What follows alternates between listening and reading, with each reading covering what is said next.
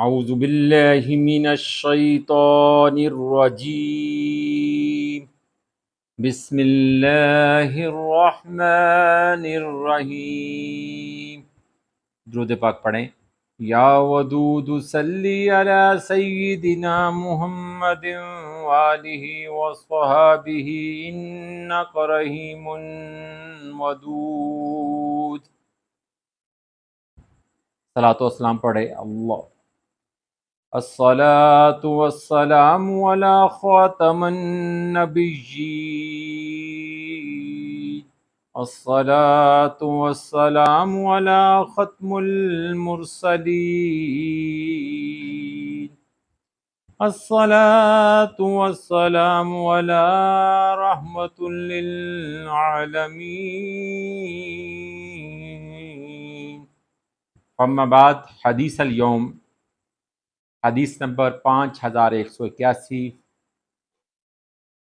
5181، مشکات المصابیح، حدیث صحیح حسن، رواہ الترمذی والدارمی۔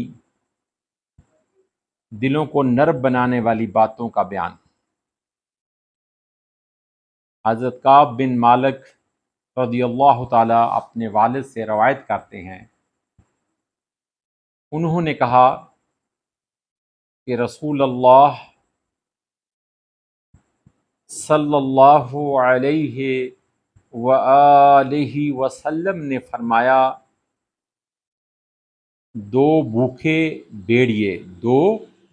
بیڑیے جنہیں بکریوں کے ریوڑ میں چھوڑا جائے تو وہ ان کے لیے اتنا نقصان دہ نہیں، یعنی کہ وہ دو بھیڑیے بکریوں کے ریوڑ میں اگر ان کو چھوڑ دے جائے تو وہ ان کے لیے اتنا نقصان دہ نہیں جتنی آدمی کے مال و جاہ کی ہرس اور اس کے دین کے لیے نقصان دہ ہے۔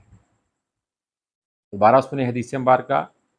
حضرت کعب بن مالک رضی اللہ تعالی عنہ اپنے والد سے روایت کرتے ہیں، انہوں نے کہا کہ رسول اللہ صلی اللہ علیہ وآلہ وسلم نے فرمایا، دو بھوکے بیڑیے جنہیں بکریوں کے ریوڑ میں چھوڑا جائے تو وہ ان کے لیے اتنا نقصان دہ نہیں جتنی آدمی کے مال و جاہ کی ہرس اس کے دین کے لیے نقصان دہ ہے۔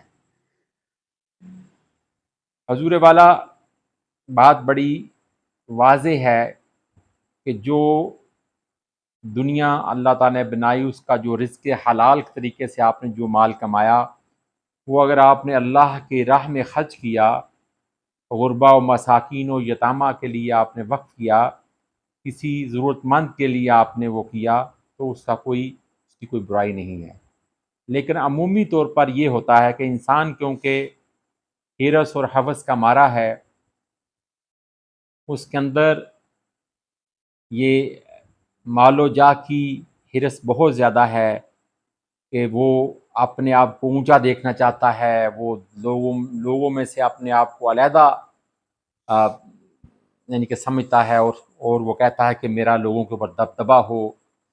دراصل اس کے اندر کیا چیز ہے؟ اس کے اندر ہے تفاخر، فخر، اور اس کے اندر تکبر آ جاتا ہے۔